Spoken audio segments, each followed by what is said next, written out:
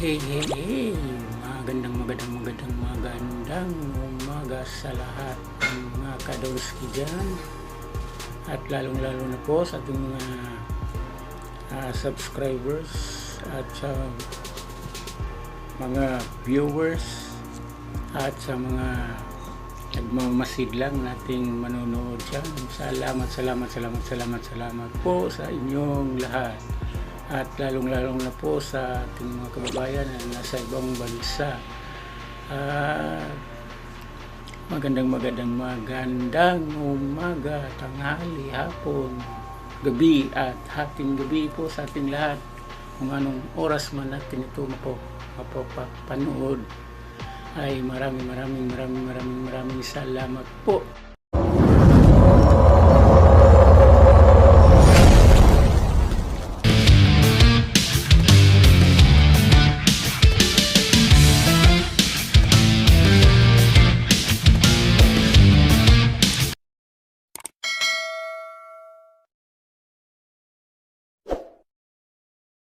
Account nito ay pwede tayong gumawa ng account para madali lang po yung mga transaksyon, lalong-lalo na po sa mga YouTubers, sa mga YouTubers at hindi YouTubers, para mas mabilis ang transaksyon. Kasi pag may Gcash ka ay mabilis mo na ang lahat ng transaksyon, diba? Kaya ang Gcash po ay isa po itong e-wallet. Paano ba mag-register ka Gcash? To register the Gcash and get surprise freebie.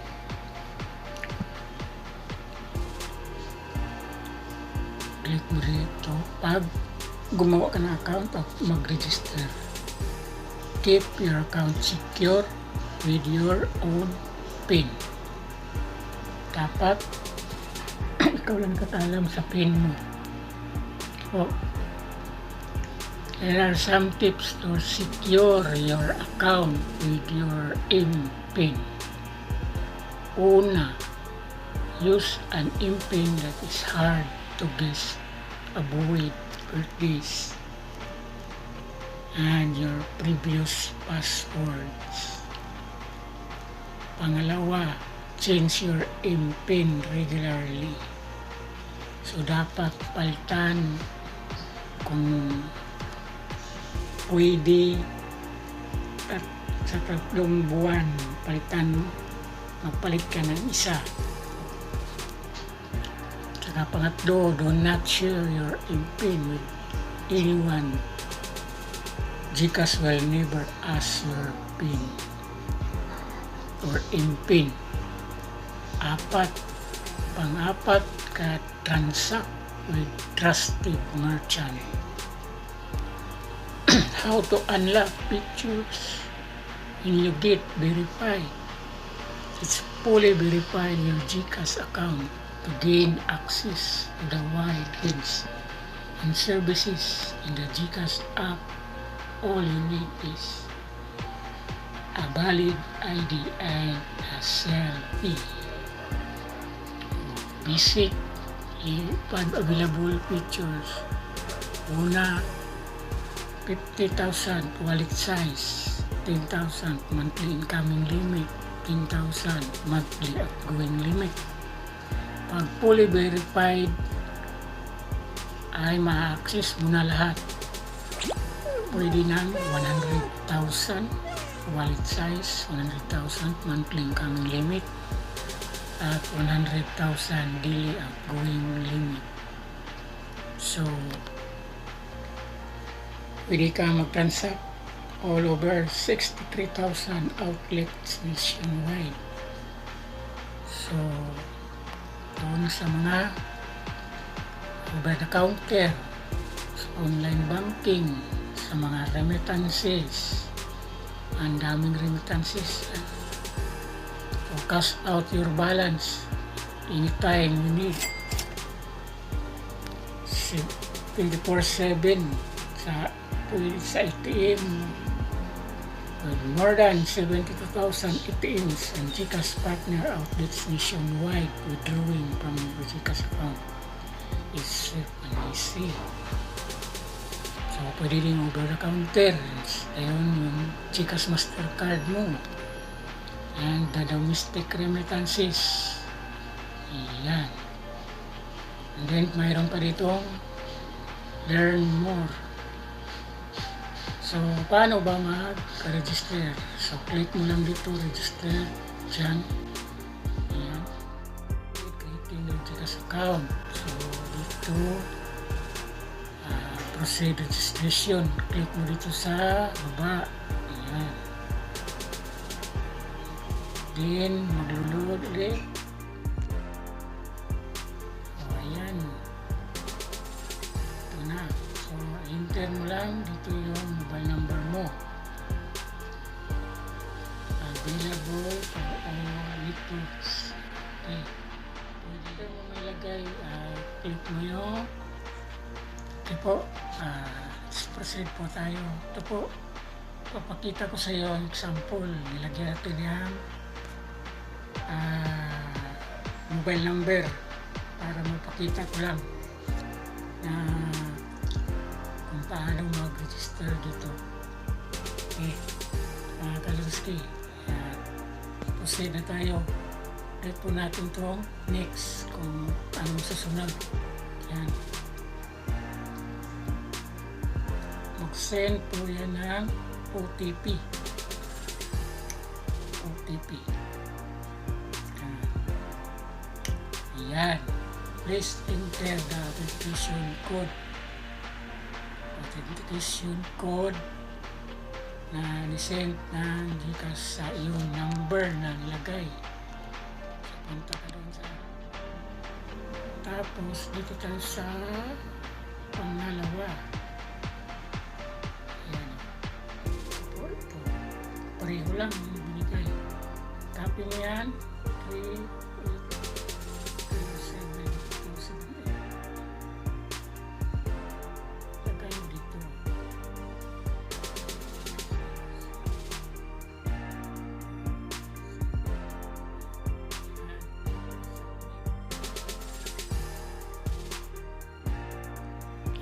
Ayan.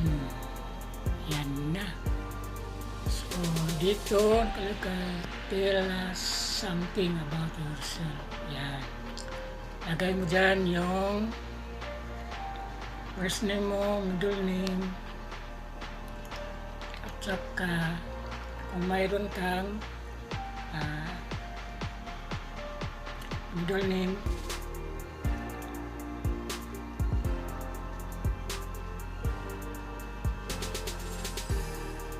kung walang middle name, check mo dito yung I don't not have a middle name. Yan. Pag wala, kung mayroon, lagay mo dito. Yan. Tapos yung last name, birth date mo, address, tsaka yung email address mo. Yung email address na ginagamit mo, yung ino-open mo palagi. Yan. Tapos yan, click mo yung next. After sa next, gumawa ka ng submit ng valid ID. Ano ba yung mga valid ID? Ikaw ay estudyante, pwede pa rin yung student ID mo. Pwede din driver's license. Pwede passport. Pwede din voter's ID. Basta valid ID na may birth date mo at address ng kapanganakan. Yan lang po. At saka mag-selfie po kayo at i-submit. After few days, mag-send ulit ang Gcash na you are verified. Yan lang po. mga ka-Donzky. So hindi ko na ito i-continue kasi may Gcash na naman ako. At ito, pinakita ko lang sa iyo na example para kung paano gumawa ng e-wallet na to. Kasi mas maganda to, maganda, lalo na sa mga mga freelance, yung mga pre-freelance, yung estudyante, madali lang makatanggap ng pera galing sa allowance ba, yan, example, or mga pang remittances, galing sa labas, pwede din, galing sa ibang bansa, ngayon, through Gcash, and then cash out sa mention na natin kanina doon sa mga pwedeng mapag-cash out tab. Okay po mga ka-Donzky, I hope mayroon kayong natutunan kung paano gumawa ng Gcash account o e-wallet. Ay sa susunod na video ay talakayan naman natin kung paano tayo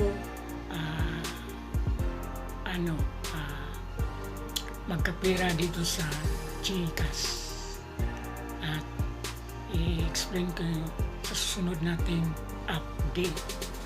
Hanggang dito na lang po. A few moments later. Donzky, after natin doon mag-submit ng yung picture po natin, yung valid ID at saka yung selfie po ay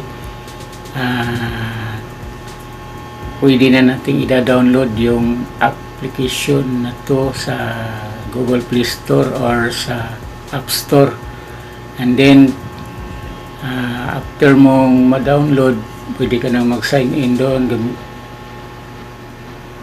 sa bago mong Gcash number, at ganito na yung bubungad sa iyo, yung apps at saka yung account mo. Diyan nakalagay sa yung pangalan, yung Gcash number, at saka yung dito sa may baba, yung sa basic, yung semi-verified. Ito yung sinasabi ko na pag hindi pa na-verified ay hanggang dito lang sa semi-verified, pero pag nag-submit tayo ng valid ID at saka yung selfie ay ma-check na dito sa banda dito, fully verified. Tapos makikita mo sa baba ay may link accounts, saka may QR code, yung Discord, promos, sa voucher packet, partner, merchant, kung gustong mag-repair, at saka yung settings, help, at log out. At sa mga gustong mag-create ng account ay ilalagay ko lang ang link nito dito sa description box sa ilalim ng video nito. Saka dito din sa baba makikita mo yung home po, yan, click nga yan, home, makikita mo yung account balance mo, yung cash in at cash out, send money, and GC, saka buy load,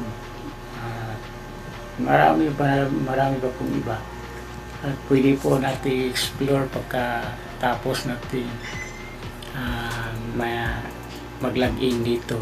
Saka dito po sa baba nandito yung QR code mo, yan, kung magbayad ka to, madali lang sa freebies, pwede mo i-scan yung code para magbayad, yun. Then may activity din dito sa baba, ayan, gaano kadalas ginagamit mo itong application na to. At saka dito sa gilid yung profile.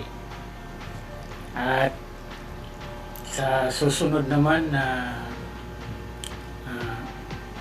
gawan ko to ng panibago na namang video ay tungkol na naman sa kung paano tayo dito kumita sa application na to ng wala tayong ginagawa. Okay ba yun sa inyo mga ka-Donzky? Wala tayong ginagawa ay ilagay lang natin dito ng ating pera kahit kunti at yan ay tutubo yan dito at hanggang dito na po kasi mataas na po yung mahaba na po yung video natin at hanggang sa ulitin ay paki-like, subscribe, hit notification bell for more updates. And salamat po sa lahat.